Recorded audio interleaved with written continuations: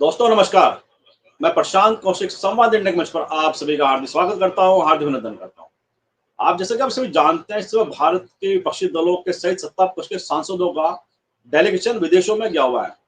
पाकिस्तान की आतंकी करतूतों का पर्दाफाश करने के लिए, पाकिस्तान की आतंकी हरकतों को बताने के लिए कि किस तरह से पाकिस्तान लगातार आतंक को पोषित करता रहता है और आतंक का बड़ा सेंटर पाकिस्तान है। पहलगाम हमले के पश्चात आपने देखा कि ऑपरेशन सिंदूर भारतीय सेना ने जिस पराक्रम और शौर्य का बखूबी प्रदर्शन कर पाकिस्तान में आतंकी ठिकानों को नष्ट कर दिया, और उसके पश्चात भारत सरकार ने डेलीगेशन विपक्षी दलों के सांसदों सहित विदेशों में भेजा। और उसके पश्चात लगातार राजनीतिक सरगर्मी भी देश में लगातार बढ़ी हुई है। और सवाल ये उठ रहा है कि जिस तरह से सिलेक्शन इस डेलीगेशन में विपक्षी सांसदों का सरकार ने किया है, उसके पीछे उसका क्या मंतव्य था। जैसे कि इन्होंने बताया जाता है कि विपक्षी दलों से सांसदों के नाम मांगे थे डेलीगेशन में, और कांग्रेस पार्टी ने और दूसरी पार्टी ने अपने नाम दिए, लेकिन उसके भीतर सरकार ने अपनी इच्छा के अनुसार सांसदों डेलीगेशन में नामों का चयन किया, जिसमें खास तौर से सबसे चर्चित नाम है शशि थरूर का, मनीष तिवारी का, सलमान खुर्शीद का। तो ऐसे तमाम बातें राजनीतिक गलियारों में कि आखिरकार इनके पीछे क्या मंशा थी केंद्र सरकार की, मोदी सरकार की। और ये बात लगातार कही जा रही है। जिस तरह शशि थरूर के बयान सामने आए हैं, कांग्रेस पार्टी के नेताओं के बयान सामने आए हैं, वह दर्शाता है कि इसके पीछे कोई कोई राजनीतिक गुणा भाग निश्चित रूप से केंद्र सरकार का, मोदी जी का है इसके पीछे। तो आखिरकार क्या कारण है, इनके पीछे राजनीतिक मंतव्य क्या है, या केवल एक सीधा सीधा बड़ा सपाट सा एक उद्देश्य था कि भारत की बातों को अंतर्राष्ट्रीय मंच पर प्रमुखता से मजबूती से कौन रख सकते हैं, वो चयन किया गया, या राजनीतिक गुणा भाग की मंशा इसके पीछे। तो तमाम राजनीतिक बातें राजनीतिक गलियारों में इस पूरे कवायद के पीछे हैं। इन सब बातों पर चर्चा करने के लिए हमारे साथ देश के बहुत ही वरिष्ठ पत्रकार आज इस चर्चा में शामिल हैं। उनसे हम जानेंगे आखिरकार पूरा विषय क्या है और क्यों राजनीति इन बातों पर अभी भी हो रही है। इलेक्शन के भी काफी दिन हो गए हैं और लगातार वह विभिन्न देशों का दौरा कर रहे हैं, अपनी बातें रख रहे हैं, लेकिन उसके पश्चात भी राजनीतिक जो बातें हैं, राजनीतिक जो कहीं ना कहीं जो आने वाले समय की राजनीति को देखकर लोग अपना कयास लगा रहे हैं, उसके पीछे क्या मंतव्य है, क्या उसके मायने हैं। जो हमारे साथ वरिष्ठ पत्रकार है, उनका परिचय आपसे करा देता हूँ। हमारे साथ मुकुल त्रिपाठी जोड़ में लखनऊ से बहुत बहुत स्वागत करता हूँ, बहुत बहुत अभिनंदन करता हूँ। तो मुकुल जी, क्या लगता है आपको, जो डेलीगेशन गया हुआ भारत की तरफ से, वो निश्चित रूप से अपनी बातें अंतर्राष्ट्रीय मंच पर रख रहा है, विभिन्न देशों का दौरा कर रहे हैं, विभिन्न तरह के ग्रुप बने हुए हैं अलग अलग सांसदों के। उसमें कहीं किसी ग्रुप का नेतृत्व विपक्षी दल के सांसद कर रहे हैं, किसी ग्रुप का नेतृत्व सरकार के सांसद कर रहे हैं। लेकिन इसके बाद अगर हम बात करें जिस तरह का चयन किया गया है, शशि थरूर हो, चाहे सलमान खुर्शीद हो, सुप्रिया सुले हो, और मनीष तिवारी हो, असदुद्दीन ओवैसी हो, क्योंकि हम देखते हैं अगर देश की राजनीति की बात करें, तमाम आरोप प्रत्यारोप आपस में सांसद नेताओं के ऊपर लगते रहते हैं, लेकिन जो चयन जिस तरह से किया गया है, उसने कहानी की स्क्रिप्ट एक नई तैयार कर दी है। आने वाले समय में क्या राजनीतिक उथल पुथल देश में हो सकती है, इन पार्टियों नेताओं का आयाराम गयाराम वाली जो परिपाटी है, उसे हम नई सिरे से देख सकते हैं। क्या लगता है आपको पूरे इस विषय को अगर देखें तो? देखिए प्रशांत जी, सभी दर्शकों और आपको मेरा नमस्कार। प्रशांत जी, देखिए, शुरुआत में विवाद कब शुरू हुआ? विवाद शुरू हुआ शशि थरूर के नाम से, जो भी आपने बोला। अच्छा, बाकी अगर नैरेटिव को समझिए तो बीजेपी, जाहिर बात है कि इस तरह का जो उसने डेलीगेशन बनाया और डेलीगेशन को भेजना, ये अपने आप में एक सरकार के ऊपर प्रश्न लगाता है। और कई इस पे डिबेट हो चुकी है पहले भी, और आज हम जो चर्चा कर रहे हैं कि आखिर इसकी जरूरत क्या थी। आप किसी अपराधी, मैं उस देश को अपराधी मानता हूं जो लगातार आतंकवाद का उसका पुराना नाता रहा है। उसके प्राइम मिनिस्टर, पूर्व से लेके आपके भी प्राइम मिनिस्टर, सब बोल चुके हैं कि हमको अमेरिका और इंग्लैंड दोनों लोग भारत के खिलाफ वो करने के लिए बाकायदा फंड करता था, हमें सारी आर्म्स एम्यूनिशन सप्लाई करता था और हमें पीछे से सपोर्ट करता था। वो बाकायदा अब ऑन रिकॉर्ड है, इसको हम लोग बोलने में कोई गुरेज नहीं होगी। तो आपकी जब सारी एम्बेसी वहां पे है, आपके सारे देश में राजदूत है जिन जिन कंट्रियों में गए, तो वहां गए किससे मिलने? भाई, राजदूत का काम होता है अपने देश के, मान लीजिए फ्रांस का राजदूत है, तो फ्रांस का राजदूत अगर इंडियन एम्बेसी में, यहाँ इंडिया में बैठा है अपनी एम्बेसी में, उसको आप बुला के सारी चीजें ब्रीफ कर सकते हैं, वो अपनी सरकार को कर देगा। दूसरा, फ्रांस में भारत का राजदूत है, वो भी एक पढ़ा लिखा है, आईएफएस ऑफिसर है। इंडियन फॉरेन सर्विसेज के लोगों को, देश की सारी चीजों को दूसरे देश में करना, उनको वहां पे जो रह रहे एनआरआई, उनकी मदद करना, यही तो एक तरीका होता है।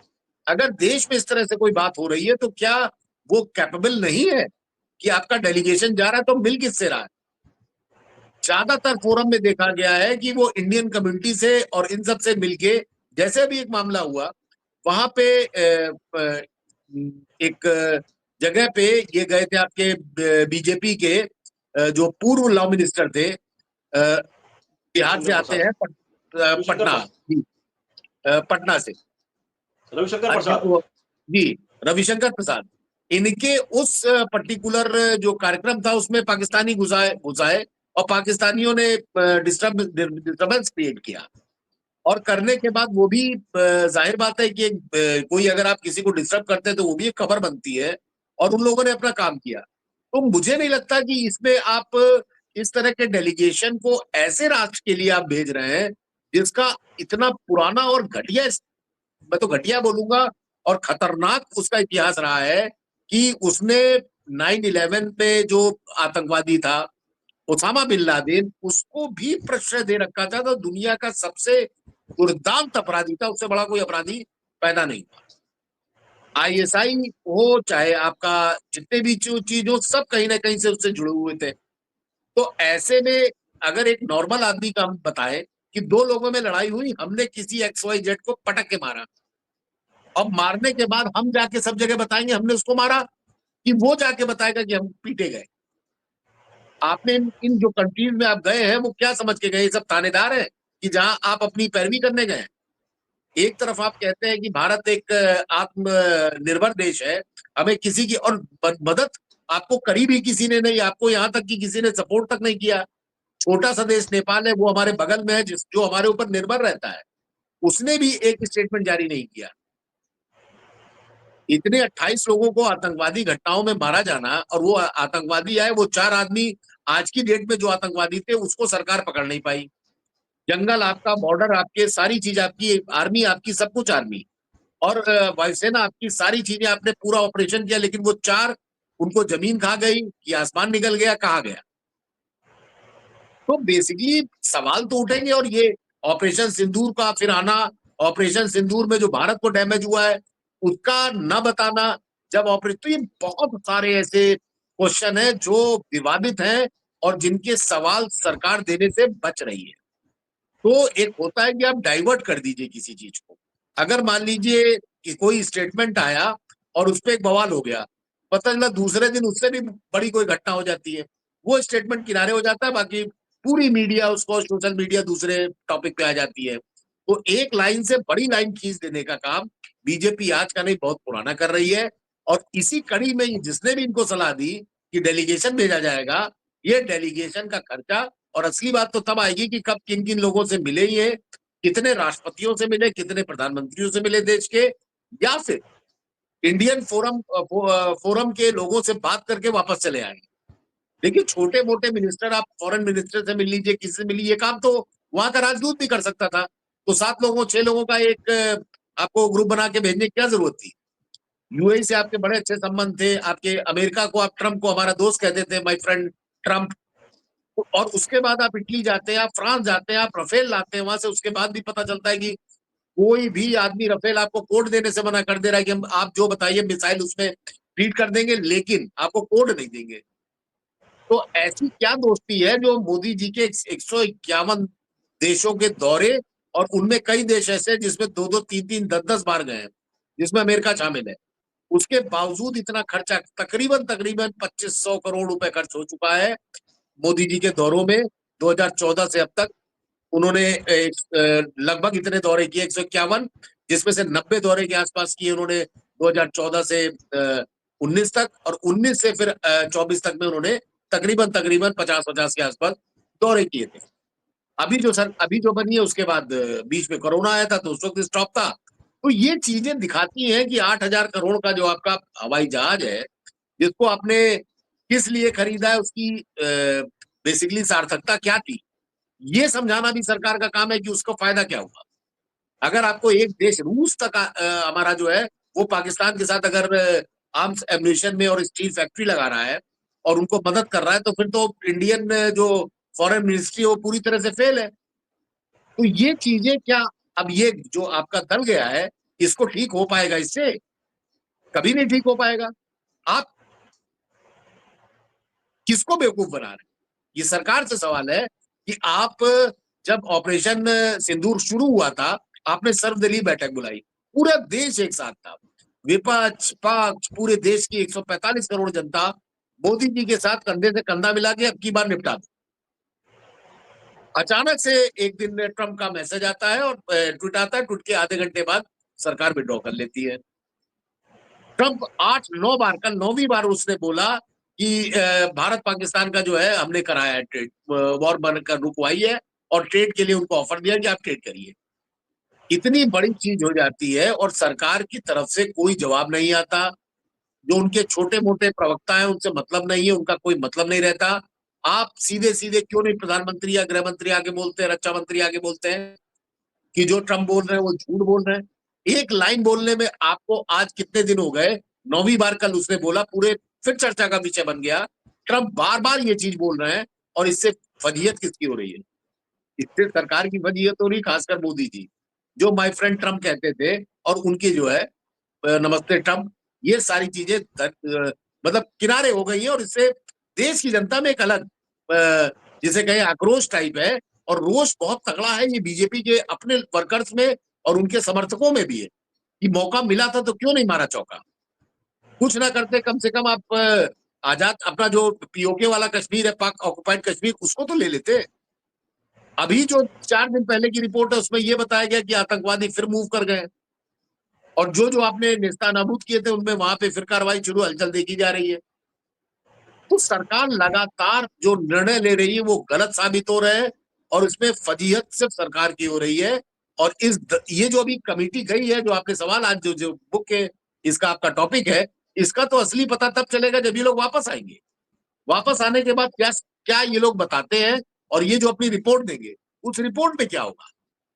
क्या इनके जाने के बाद वो देश जब वॉर हो रही थी क्या कोई साथ था, तो क्या आज साथ आ जाएगा? किसी को लगता है हमारे जो दर्शक है? ये ये बड़ा भी सवाल है, एक कुछ ये बड़ा भाई। गंभीर सवाल है। जी जी, जो जी एलिगेशन गया उसका क्या अपने उद्देश्य में सफल होगा?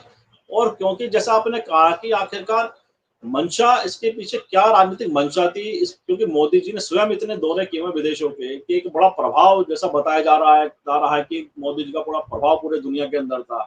लेकिन उसके बावजूद भी ऐसी आवश्यकता क्यों पड़ेगी? जब ऐसा क्रूशल समय आया देश के सामने, जब पाकिस्तान सामने एक वार की स्थिति बन गई थी पूरी तरह से, उसमें कोई देश हमारे पक्ष में बोलने को तैयार नहीं हुआ। तो ये बड़ा विषय तो है, बड़ा सवाल तो है ही। लेकिन साथ ही जैसा हमारा जो मूल विषय है आज की, जो जिस तरह का चयन किया गया डेलीगेशन में, जिन सांसदों को चयन किया गया है, लगातार उनको लेकर कयास लगते रहते हैं राजनीतिक गलियारों में कि वह कहीं ना कहीं लीडरशिप से उनका समन्वय कहीं ना कहीं कमजोर है। और मोदी जी के साथ जैसा शशि थरूर के बारे में लगातार कहा जाता है, क्या वह कुछ ऐसा समीकरण या कुछ राजनीतिक डेवलपमेंट आने वाले समय में होगा कि बीजेपी की जगह शशि थरूर या दूसरे अन्य नेता, उनकी जो पींगे हैं, उनकी जो नजदीकियां और बढ़ेंगी बीजेपी के साथ, मोदी जी के साथ? क्या लगता है? देखिए, भविष्य की बातें तो भविष्य में किसको क्या करना है ये हम लोग यहाँ से बैठ के आकलन कर सकते हैं। कोई निर्णय तो लेना उस पर्टिकुलर सांसद का काम है, चाहे वो शशि थरूर हो, चाहे वो मनीष तिवारी हो, कोई भी हो। लेकिन पार्टी लाइन से हट के जाना ये अपने आप में एक सवाल होता है। मनीष तिवारी गए हो, चाहे आप जिसका भी नाम लीजिए, मोदी जी ने ऐसे लोगों को चुना है या उनकी टीम ने ऐसे लोगों को चुना जो कहीं ना कहीं अपनी पार्टी में असहज थे, जो मतलब कंफर्टेबल नहीं थे, उन्हीं लोगों को चुना है। और इसमें जो बातें आ रही है, एक ये भी बात आ रही है कि ममता बनर्जी को आप छोड़ दीजिए, उन्होंने टीएमसी ने अभिषेक को भेज दिया, लेकिन उससे पहले क्रिकेटर पठान को भेजा था, कहा था नाम, पठान ने मना कर दिया था। वो लोग पार्टी के दबाव में थे, दबाव इन दैट सेंस कि वो पार्टी के नियम कानून मानते हैं। आपको लगता है, हमारे दर्शकों को लगता है कि अगर शशि थरूर से कहा जाता है कि आपको नहीं जाना है, तो क्या शशि थरूर मानते? बगावत शुरू हो जाती। वो तुरंत कहते नहीं सरकार ने हमको काम दिया। मुझे लगता है कि वो इसीलिए कांग्रेस ने ऐसा किया भी नहीं। लोगों के आज भी सवाल शशि थरूर से आ रहे हैं, कांग्रेस लीडर्स के, लेकिन शशि थरूर अपने हिसाब से काम कर रहे हैं।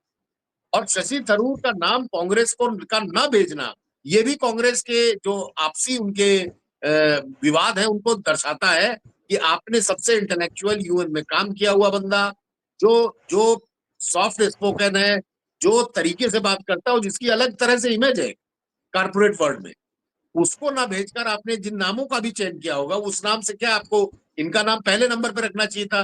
अगर ये पहले नंबर पे रख देते शशि थरूर का नाम, तो क्या ये ऐसा होता? आपके जो पुराने विदेश मंत्री रहे हैं, जो फॉरेन में डील किए हैं, आप उन्हीं सबको भेजते। तो ये चीजें कहीं ना कहीं कांग्रेस की अंतर कलह का भी एक की ओर इशारा करती है कि कांग्रेस में भी अंतर कलह शुरू हो गई थी।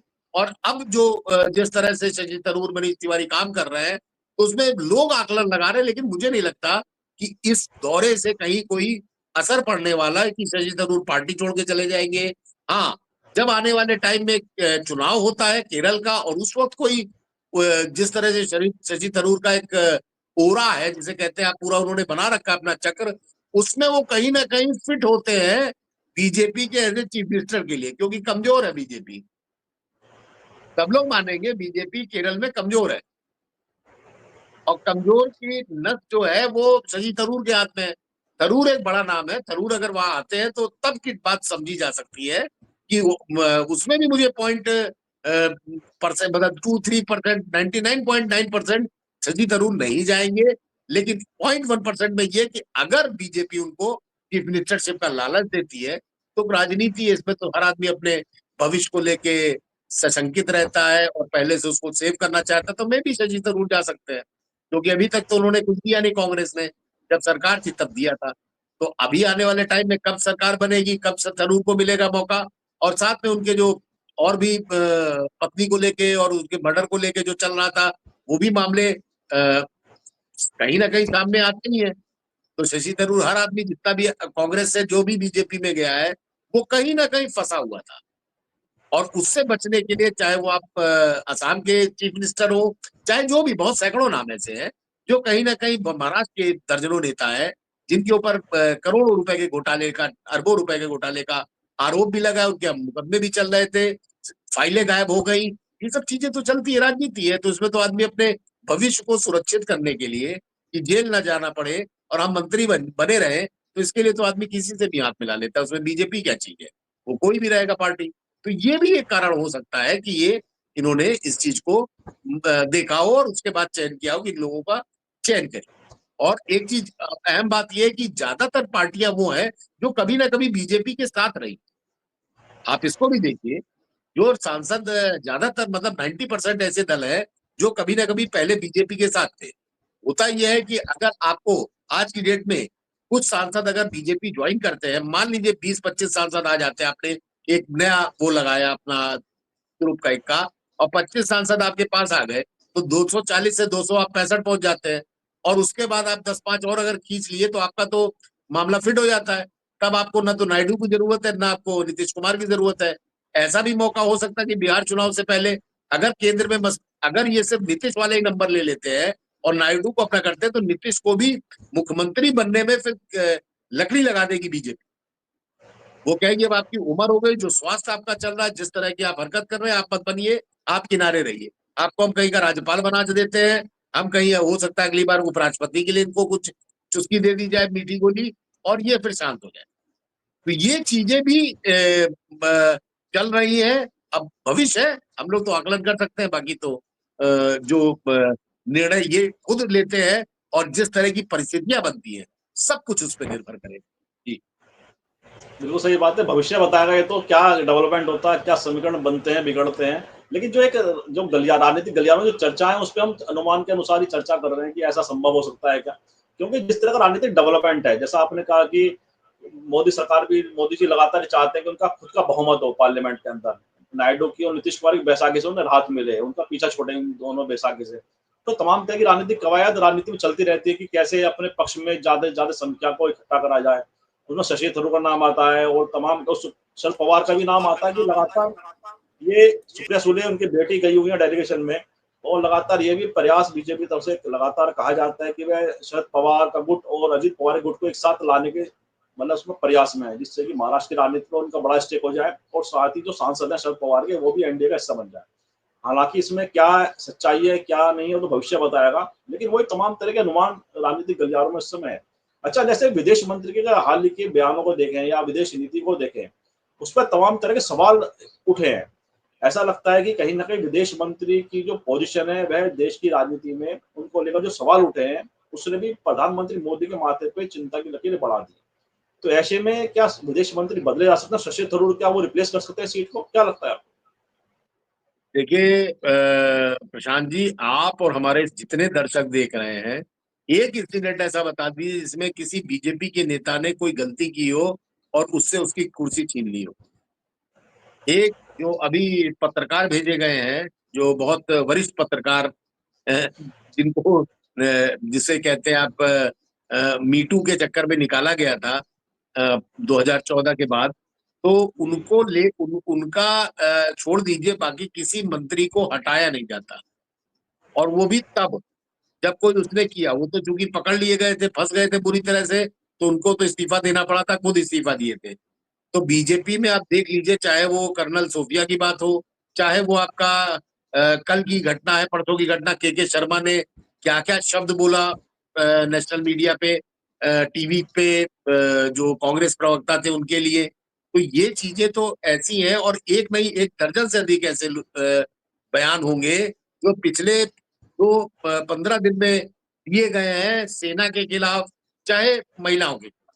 तो बीजेपी ऐसे लोगों को कार्रवाई नहीं करती है। और हमारे जो रक्षा मंत्री है राजनाथ सिंह, वो पहले भी बोल चुके हैं, वो आपको सबको सोशल मीडिया पे मिल जाएगा, कि उन्होंने ये कहा कि हमारे यहाँ इस्तीफे नहीं होते हैं। तो आप कुछ भी कर जाइए, पहले आपको बचाने की कोशिश की जाएगी। चाहे ब्रिजभूषण शरण सिंह का मामला लीजिए, इतना बड़ा घटना हुई, कैसे कैसे जिस लड़की ने गवाही दी थी, एक बार उसने अपना नाम वापस ले लिया। ये सब इनका प्रोपोगंडा चलता रहता है, और ये ऐसे ही चलता रहेगा, क्योंकि सरकार चलानी है तो साम दाम दंड भेद और सारे आपको गुणागणित करने ही पड़ते हैं। अदरवाइज ये सरकार कब गिर जाए नोबडी नोज। तो ये बिना इनके रहे, और अपने आप को दिखाना भी है। मोदी जी के दिन खराब चल रहे हैं, जाहिर बात है वो जो निर्णय ले रहे हैं उनके उल्टे ही जा रहे हैं। और ये शुरू हुआ है आपका ऑपरेशन सिंदूर को लेके। सिंदूर से जो शुरू हुआ विवाद है, उसमें देश को जो एक उम्मीद थी मोदी से, मोदी अपने आप को शायद इंदिरा गांधी से बड़ी छवि कर लेते, जवाहरलाल नेहरू से बड़ी छवि कर लेते अपनी, लेकिन उसको उन्होंने मिस कर दिया। और मिस किया किस चक्कर में? अमेरिका के दबाव के चक्कर में। तो अमेरिका का दबाव अगर ना मानते मोदी, तो मोदी का नाम इतिहास में दर्ज हो जाता, और भारत के लोग, चाहे वो पक्ष हो विपक्ष हो, 145 करोड़ लोग, उनमें से आने वाले 25-30 साल तक बीजेपी की सरकार बनी रहती, कोई इनको छू ना पाता। एक बार इनको बस सख्त निर्णय लेना था, जिसमें इनके खून में जो सिंदूर था वो शायद व्यापार में बदल गया था, और उस वजह से इन्होंने, और मुफ्ती से भी बोल चुके हैं कि मैं एक बनिया हूं, व्यापारी हूं, वटेवर। तो अगर इनका व्यापार ही सब कुछ है, तो फिर देश की इज्जत के साथ आपने जो समझौता किया, इसका भुगतान तो आप ही को करना पड़ेगा। देश की जनता जागरूक है, वो चाहे चुनाव में हो चाहे कहीं भी। आप जीत सकते हैं चुनाव, लेकिन जो आपका इमेज रहती है, वो जब एक बार खत्म होती है, तो उसको फिर आप, क्योंकि उम्र के उस पड़ाव में है, 75 साल हो चुके हैं, इनके होने वाले हैं, 4-6 महीने बाद इनका 75 पूरा हो जाएगा। 75 पूरा जून में हम लोग चल रहे, जुलाई अगस्त सितंबर, और 3-4 महीने में आप क्या करेंगे उसके बाद? लोग इसी पे निगाह लगाए हुए हैं। पब्लिक से अब आवाज आने लगी कि मोदी जी आप कुर्सी छोड़िए, क्योंकि इनके दिन अब ठीक नहीं चल रहे जिस तरह से निर्णय ले रहे हैं। और निर्णय इन्हीं का माना जाता है, तो जाहिर बात है कि सवाल भी इन्हीं से पूछे जाएंगे, और क्वेश्चन भी इनके ऊपर क्वेश्चन मार्क भी लग जाएगा, प्रश्न भी इन्हीं पे लगेगा कि आपने निर्णय लिया क्यों। जी, बिल्कुल ठीक बात है कि निर्णय, तमाम तरह की बातें लगातार उठ रही हैं। अच्छा, हम देखें पूरा मोदी जी की जो राजनीतिक यात्रा है, क्या सबसे कठिन दौर में इस समय अपनी राजनीति के, वे पूरे राजनीतिक यात्रा के अंदर है, जो सबसे कठिन दौर ये मोदी जी के सामने है अपनी राजनीतिक यात्रा का उनकी? तो ऐसे में जिस तरह से वे लगातार रैलियां कर रहे हैं, लगातार पाकिस्तान को धमकाने वाले स्टाइल में वे अपना भाषण दे रहे हैं, तो आखिरकार ऑपरेशन सिंदूर की सफलता के पश्चात ऐसी आवश्यकता क्यों पड़ी कि वे लगातार रैलियों के अंदर भाषण दे रहे हैं और बड़ा एक गुस्से वाला अपना वे इजहार कर रहे हैं पाकिस्तान के प्रति, लगातार उसे धमका रहे हैं और कह रहे हैं ऑपरेशन सिंदूर लगातार जारी है हमारा, ये रुका नहीं है? तो इसके पीछे कौन से ऐसे कारण हैं जो लगातार मोदी जी को इस तरह की भाव भंगिमाएं प्रदर्शित करनी पड़ रही है अपनी? क्या लगता है? देखिए, बहुत अच्छा आपने सवाल पूछा प्रशांत जी। इनको बोलना क्यों पड़ा? देखिए, जब ऑपरेशन सिंदूर रोका गया, तो उस वक्त परिस्थितियां क्या थी, देश को कुछ नहीं पता, विपक्ष को कुछ नहीं पता। आपने विपक्ष को कॉन्फिडेंस में लिए बिना आपने कैसे सीज फायर कर दिया? पहली बात। दूसरा, जब हमारी सेनाएं इस हद तक पहुंच गई थी, इनका सब कुछ साफ कर देते पाकिस्तान का, जीवन में दोबारा वो उस सर उठाने की उसके नौबत ना आती, उस वक्त आपने दुश्मन को समय देके दुश्मन को मजबूत किया है। जब आपको टाइम मिल गया पाकिस्तान को, तो वो जान गया कि भारत हमें किस तरह से हमारे ऊपर अटैक कर सकता है, तो उसको बचने के लिए हमारे क्या उपाय हैं। वो अब चाइना से मिलकर सारे उपाय कर रहा है। तो आप हर मोड़ पे फेल हुए हैं। इस ऑपरेशन को रोकने के बाद आपके ऊपर 100 क्वेश्चन खड़े हो गए कि आपकी क्या मानसिकता है, किस दबाव में आपने लिया, और वो दबाव देश मानने के लिए तैयार नहीं है। पाकिस्तान अब दोबारा आक्रमण होगा तो क्या आपको लगता है 6-8 महीने बाद में ये कर लेंगे? क्योंकि इतना विवाद हो गया रोकने के बाद कि इनके बाद फिर इनकी स्टेटमेंट सेना से दिलवाते। ये लोग करते क्या है, पॉलिटिकली आपने निर्णय लिया, आपने सीज फायर रुकवा दिया, उसके बाद आपने हमारे जो रक्षा विभाग के हेड हैं, जो हमारी आर्मी चीफ है, उनसे आप कहलवाते हैं कि ऑपरेशन सिंदूर अभी पॉज उस पे है और मतलब अभी जारी है, इसको पॉज कर दिया है, लेकिन ऑपरेशन सिंदूर अभी बंद नहीं हुआ है। क्या मतलब है? अब रोकने का निर्णय तो आप ही ने लिया था, तो आप ही को बोलना चाहिए था। इसके बाद सब बोलने लगे, देखिए सेना ने बोल दिया, सेना ने बोल दिया, सेना ने बोल दिया। अब इसके बाद अगर कोई क्वेश्चन उठाता है कि भाई पॉज है, तो कब तक पॉज है, तो कहेंगे देशद्रोही आप। आप अगर सवाल उठाएंगे तो ये वही हाल हुआ जैसे विदेश मंत्री ने बोला कि हमने पाकिस्तान को कह दिया था कि हम आपके सिर्फ उन बेसिस पे हमला कर रहे हैं जहां पे आतंकवादी अड्डे हैं, हम ना आर्मी छू रहे हैं ना सिविलियन छू रहे हैं, और हम हमला करने जा रहे हैं। तो ये इंग्लिश के कुछ ऐसे वर्ड होते हैं कि जो जिसमें विदेश मंत्री खुद अपनी जाल में फंस गए। उसके बाद आपने कभी विदेश मंत्री को देखा दोबारा करते हुए? वो सारा मामला शिफ्ट कर गया अधिकारियों पे, और चाहे वो फॉरेन मिनिस्ट्री के सेक्रेटरी हो या फिर कोई और अधिकारी हो रक्षा विभाग का, ये आके सामने उसको ब्रीफ कर रहे हैं कि उनका कहने का मतलब ये था और आपने मतलब और निकाल लिया। लेकिन अगर आप जो इंग्लिश में उन्होंने बोला है, वो खुद भी आईएफएस रहे हैं, कई देशों के राजदूत रहे हैं, बाद में पॉलिटिशियन बने हैं, तो इनको ये बात बोलना नहीं चाहिए था। और ये बात बोल के इन्होंने अपनी वो करवा ली, फजीहत करवा ली, और जिससे इनके पूरे डिपार्टमेंट से लेके इनके खुद के पूरे जो इनका एक कैरेक्टर है उस पे एक दाग लग गया है। ये दाग इतनी आसानी से मिटने वाला नहीं है। जी जी बिल्कुल बिल्कुल। अच्छा, दूसरे पार्ट में आते हैं हम इसके पूरे चर्चा के कि लगातार ये विवाद भी लगातार बना रहा कि जो पाकिस्तान का, तो हमें जिस तरह से उसे एक बड़ी करारी चोट दी है, बड़ा उसे कड़ा सबक सिखाया है, लेकिन आखिरकार इस पूरे ऑपरेशन सिंदूर के अंदर क्या भारत ने को भी कुछ नुकसान हुआ? ये लगातार बातें चर्चा का विषय बनी रही और सरकार ने हमेशा खंडन किया। लेकिन जिस तरह से कल सीडीएस का जो बयान सामने आया सिंगापुर में एक पत्रकार से एक चैनल के लिए बातचीत के दौरान, जो उन्होंने कहा, क्या उससे राजनीतिक समस्याएं और पैदा होंगी देश की सरकार के सामने? क्योंकि वह लगातार इस बात से बचती रही है बताने में, कहने में। लेकिन सीडीएस ने जिस तरह से कहा है, हालांकि उनको संख्या उन्होंने नहीं बताई कि इतनी संख्या में हमारे जेट को नुकसान हुआ है, लेकिन उन्होंने एक सबसे बड़ी महत्वपूर्ण बात ये कही कि आखिरकार क्यों गिरे। तो इससे ही पता चलता है कहीं ना कहीं नुकसान तो हुआ है। तो इस पूरे जवाब से सीडीएस के क्या भारत सरकार के सामने और राजनीतिक परेशानी खड़ी हो गई है? क्या लगता है आपको? अरे बिल्कुल, ये तो बहुत बड़ा इन्होंने एक खुलासा कर दिया है कि जो बात विपक्ष पूरा बोल रहा है, राहुल गांधी बोल रहे हैं, अखिलेश बोल रहे हैं, ममता बनर्जी बोल रही है, सारे जितने विपक्ष के लोग हैं वो कह रहे हैं कि आखिर भारत को क्या नुकसान हुआ। ये तो फेयर एंड फाइनल होना चाहिए। आप किस बात को छुपा रहे हैं?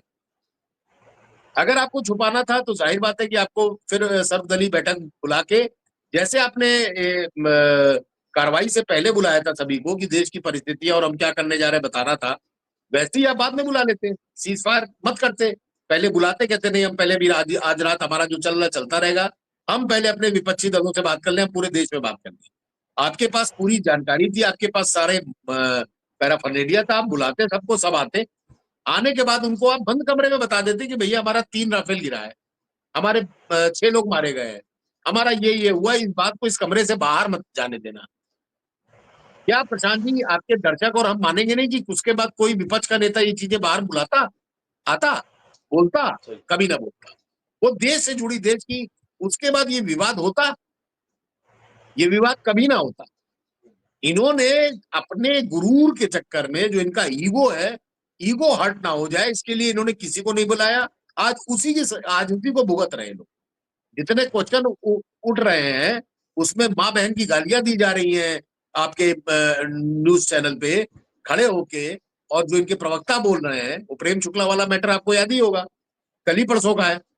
और जिस तरह से वो गाली दे रहे, तो ये तो इनकी एक जिसे कहते हैं हताशा है, जो जवाब न देने का वो है, वही दर्शाता है कि जब आपके पास कुछ ना बचे तो आप गाली देना शुरू कर दीजिए, मां तक पहुंच जाइए। तो ये चीजें बड़ी मतलब विचित्र है जो इस देश में देश पहली बार देख रहा है। और मोदी जी के लिए समय खराब है, समय अच्छा नहीं चल रहा। वो जहां जा रहे हैं उल्टा ही उनको देखना पड़ रहा है। बिहार गए, बिहार में 6,000 करोड़ 5,000 करोड़ की अगर परियोजनाएं आप लाते भी घोषणा भी करते हैं, तो जनता भी जान रही है कि 4-6 महीने में आप कर क्या दें। आप उसका शिलान्यास तक नहीं कर पाएंगे, फंड ट्रांसफर होने में 2 महीना लग जाता है, 3 महीना। और उसके बाद टेंडर होगा, सब कुछ कराएंगे तो अगले सरकार में ही आप कराएंगे, होगा कि नहीं होगा। गए थे तो आप 1.25 लाख करोड़ दे के आए थे। आप जब भी पिछले चुनाव में गए थे तो आपने 1.25 लाख करोड़ की बात कर ली थी। 10,000 करोड़ से शुरू हुआ, बढ़ते बढ़ते आपने बोली लगा दी थी। जैसे बाजार में ट्रक आता है आलू का तो उसमें बोली लगने लगती है। तो मोदी जी ने मजाक बना रखा है, वो हर चीज को बड़ा मतलब अपने अपनी छवि को इन्होंने हल्का कर दिया है। और जनता देख रही है, जनता सब जानती है। अच्छा, सीडीएस के बयान से पहले जो लगातार आपने भी कहा कि बड़ा गंभीर सवाल तो पैदा होते हैं, उससे पहले एयर चीफ मार्शल का भी 1 या 2 दिन पहले बयान आता है, और जहां रक्षा मंत्री भी स्वयं मौजूद थे, तो उन्होंने कहा कि समय पे हमें चीजें नहीं मिलती हैं, ऐसे वादे मत करो। तो उन्होंने वो जो संसाधनों की कमी की बात कही, तमाम ऐसी बात कही। क्या ये जो पूरी सीरीज में अगर हम देखें, जो बड़े सैन्य अधिकारी हैं हमारे, उनके बयान लगातार 2 या 3 दिन के अंदर आते हैं, इसके पीछे क्या एक संकेत है, इसके इसके पीछे क्या कहानी है कि देश में सीडीएस ने बयान नहीं दिया, विदेश में जाकर उन्होंने बयान दिया, और जो एयर चीफ मार्शल हैं, जो वायुसेना सबसे बड़े अधिकारी हैं, उन्होंने भी एक रक्षा मंत्री के सामने एक मंच पर अपनी बात रखी है। ये क्या चीज है, इसके क्या संकेत हैं, इसके क्या राजनीतिक मायने हैं, या और कुछ अलग एक कहानी खिचड़ी पक रही है? देखिए प्रशांत जी, जिस तरह से भारत में टेंडर प्रक्रिया होती है और जिस तरह से एचएएल को आप लीजिए, चाहे प्राइवेट प्लेयर आ गए हैं, तो ये चीजें सेना के साथ जब जुड़ती हैं तो उनका हश्र वही होता है। जैसे आपके आपके मेरठ में एक, अगर आप कोई भी पुल आप देख लीजिए, वो आपने बहुत पुल बनते हुए देखे होंगे, क्या वो कभी किसी टाइमिंग पे वो पुल बन के तैयार हुआ है? कभी नहीं होता। वो इसलिए नहीं होता कि उसकी कॉस्ट बढ़ती जाती है, ठेकेदार बार बार उसको अपग्रेड कराता है उसकी कॉस्ट। ईटा अगर आपका 10,000 रुपए ट्रक होता है तो तब तक 3 साल बाद अब वो हो जाता है 14,000 रुपए ट्रक। तो वो चीजें रेट बढ़ाने में भी गेम होता है। और अगर टाइम बाउंड अगर कोई काम होगा तो जाहिर बात है उसकी कॉस्टिंग कम होगी और उसमें लेबर भी कम लगेगी, और यहाँ और समय पे आप प्रोडक्शन भी कर पाएंगे। आपने एचएएल में कितना दिया है, एचएएल के पास क्या कैपेसिटी है कितना निकालने की, और जो प्राइवेट प्लेयर्स को आप ला रहे हैं वो भी आजकल बहुत सारे ऐसे लोग हो गए जो गोला बम बारूद बनाने लगे इंडिया में, फाइटर प्लेन बनाने की ऑफर दे रहे हैं। तो आप प्राइवेट प्लेयर्स को लाने के लिए काम कर रहे हैं अभी तक, कि आप उनको मदद करेंगे सरकारी जो उपक्रम है। अगर आप हमारे जो बाकी शोध के लिए अगर रिसर्च, चाइना अपने रिसर्च के लिए लाखों डॉलर खर्च करता है, करोड़ों डॉलर। एक कंपनी उनकी अगर 1 लाख करोड़ की है तो उसमें से 30,000 डॉलर जो है वो रिसर्च पे कम खर्च करता है। हमारे यहाँ क्या होता है, अमेरिका में हर 10 लाख पे 5,000 आदमी रिसर्चर होते हैं। 10 लाख पे 5,000 आदमी। हमारे यहाँ क्या है, हमारे यहाँ 5 करोड़ में 5,000 आपको नहीं मिल पाएंगे। रिसर्च करने वालों की एक अलग ब्रीड होती है, अलग उनकी पढ़ाई होती है, उनका सिस्टम। हमारे यहाँ क्या नहीं बन सकता क्या? आप स्पेस तक पहुंच सकते हैं, आप सैटेलाइट बना सकते हैं, तो क्या फाइटर जेट नहीं बना सकते? आप अपना इंजन नहीं बना सकते?